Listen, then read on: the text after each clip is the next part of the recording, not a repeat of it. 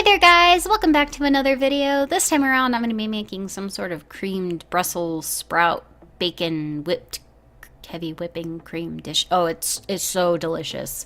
Came out really good. But I had to do my taste test another day because, as you'll see later on in the video, Lily was she was sick and super upset, so we didn't even really get to eat this dish until she had gone to bed for the night. So I'm gonna just keep looking back at the recipe, making sure that I'm getting everything right. And right now I'm getting out the bacon and portioning that out, and had to find the right size cutting board. I was not happy with the dinky one, which I don't think any sane person would have been. So and I'm just using one of my sharper knives. None of them are really good. They're all cheapos, but eventually I'm going to get myself some Cutco knives, which are my favorite knife set ever, and I love that they have a lifetime guarantee kind of thing, because Cutco will sharpen them or replace them for free at their discretion, I believe, or I believe you can also request it. I don't know. I've only seen them gotten sent back to the company to get sharpened once from my mother-in-law. She owns like a really big set that I fell in love with, so I'm going to be getting myself a really big set as well soon. Anyway, I decided to take some chicken that we had, and I'm going to drizzle it with some olive oil, lemon pepper seasoning, and then I'm squeezing the juice of half a lemon over the top, and I'm going to let that sit on the side and marinate for a while. This is not a part of the recipe. It is something that I chose to do along with the side dish of these creamed Brussels sprouts. So, yeah. And so now, next up is the long, tedious process of prepping all these Brussels sprouts. It called for 2 pounds, which is 2 of these little bags that you can get from Walmart. And oh my goodness, I could not make up my mind on the process I wanted to do to take care of them, because I knew for a fact that I wanted to clean them beforehand in my salad spinner, which is amazing. I ended up getting inspired to get it, and I don't regret it at all. Like, I normally don't really care for unitaskers too much unless it is for something particular that I know that is going to be super duper handy for me. But I was inspired by Jen Chapin's channel. I believe that's how you pronounce her name. She uses it all the time in like her meal prep videos and things like that, and I will link her channel in the description box below. She doesn't know that I'm doing this, but if you go over to her channel and you like her stuff and everything, let her know that a fellow YouTuber who's, new to the game absolutely, appreciates her sharing what she knows. So, anyway, so I'm just chopping everything up, chopping off the ends. They looked really dry and sad, and I'm just cutting them in half afterwards and just dumping them into the salad spinner, mixing up the bacon a little bit, making sure it doesn't get super extra crispy. Jesse's coming over to help to get them all out and drain them off, and while I take care of the Brussels sprouts, like, this really is like kind of a tag team type thing, especially because of the Brussels sprouts. If you can find halved Brussels sprouts already and that's okay with you to do, go ahead and go that route. Not a problem. Those are all the extra leaves that came off. So I'm just getting rid of those while the salad spinner fills up with water. So I do that. While it's full, I give it a couple spins, and I immediately stop it to help get any type of dirt or anything out. And then I drain all that water out, put everything back into the salad spinner, and spin it really well to get rid of as much water as possible. And I'm just adding some extra butter to the pan to help saute the Brussels sprouts and more than just the bacon fat, which is delicious. Anyway, so now that stuff is gonna cook up for a while, and you're just gonna constantly keep stirring it every so often. And if you have the option of using a wider, shallower pan, I would highly suggest that.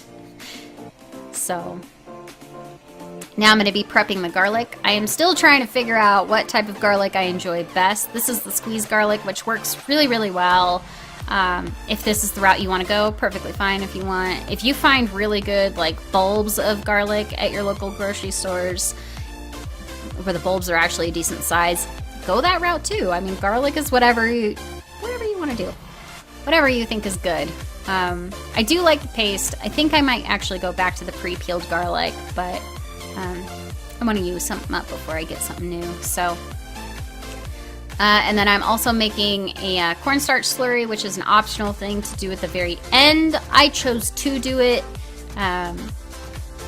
because it wasn't looking quite thick enough for what I felt maybe it should have been going on. So I am also portioning out the Parmesan cheese and the mozzarella. I did pre-shredded because that's what I had on hand, and I am also very, very lazy.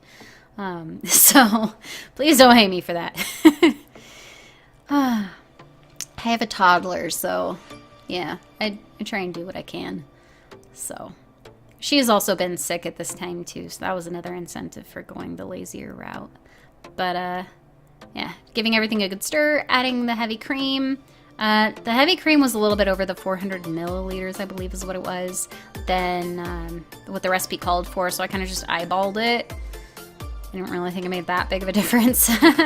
I feel like I could have honestly even put in that entire thing and it would have still come out delicious. But I'm just constantly checking the recipe, making sure I'm doing everything appropriately. You give everything a good spin. Stir. Stir, spin, spin, stir? Spin, stir. That can be one word or two words. Anyway, doing some tidying up and everything, and eventually we'll add the bacon. I don't know where I ran off to. Just doing more tidying up, giving that a really good stir, putting things away that can. And Lily kept wanting some mama time because she was not feeling very well, as you can see. So I would do my best to hold on to her. She really wanted me. So Jesse came over to help. He's putting the bacon back into the pot. And then he's going to give it a good stir. And then you add the slurry. And then once everything is all well incorporated together, you're going to add the Parmesan cheese and the mozzarella cheese on top. And then you stick it in the oven for however long the recipe says to, which I will also leave a link down in the description box below if you want to make this recipe yourself. I always do that. So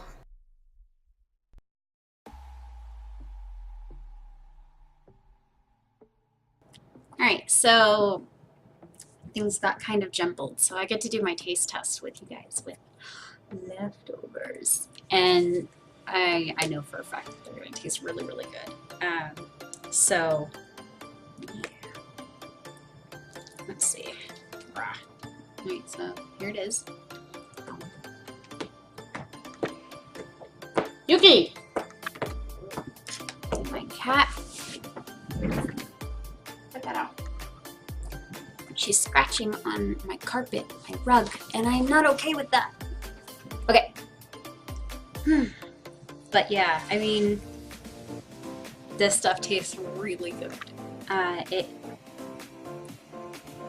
The cream makes it so delicious. Oh my gosh. It is definitely a fatty dish. I want to say that this could be keto friendly. You'd have to look at the ingredients in the recipe for yourself to determine that, if that is the type of meal stuff that you follow. And my cat is being butthead again. Cut that out. She has a cat scratcher right next to her, yet she chooses to scratch on my carpet. Crazy cat. I'm sorry for the lighting and everything. But I really love this dish. I would happily make it again. It can't really go wrong with cream and bacon and butter and garlic and like, I will easily and happily eat this whole thing, but I know that my stomach isn't that big, so I'll end up more likely eating half of it.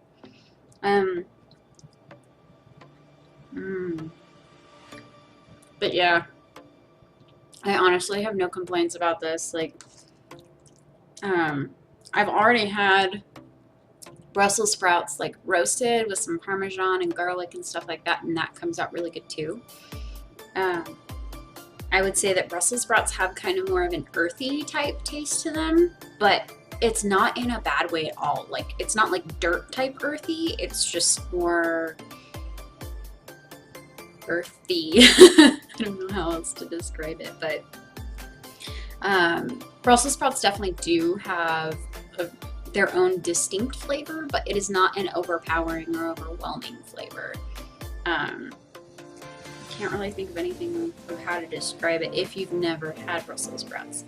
If you do, and you know of a good way to describe how they taste to someone who's never had them or has had bad experiences with them, especially because I know that they get such a bad rap, link or like write in the comments down below how you think Brussels sprouts taste. That way everybody gets to see a wide variety of people's taste buds and everything like that, because I know that my taste buds are not the ultimate decision, but I really love this dish. Like, this makes for a really, really great side dish.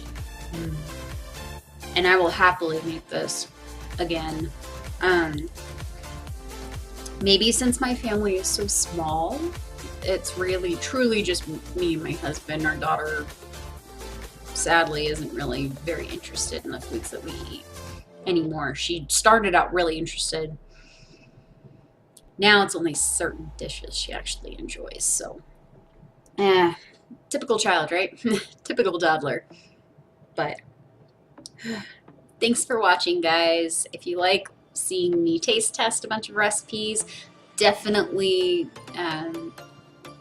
subscribe to my channel. You can click the bell notification. This feels weird asking me to do this to you guys. I don't know why, but like, I always think, like, if someone likes my content enough, they're going to do all this anyway. But I know it's always nice to have the reminders too. So yeah, if you guys like watching me do this and expanding your own recipes and stuff like that, feel free. I would really appreciate it. And as always, I'm going to link descriptions down in the bottom for a lot of the stuff that I end up using. So have a good one, guys, and I'll see you later. Ow.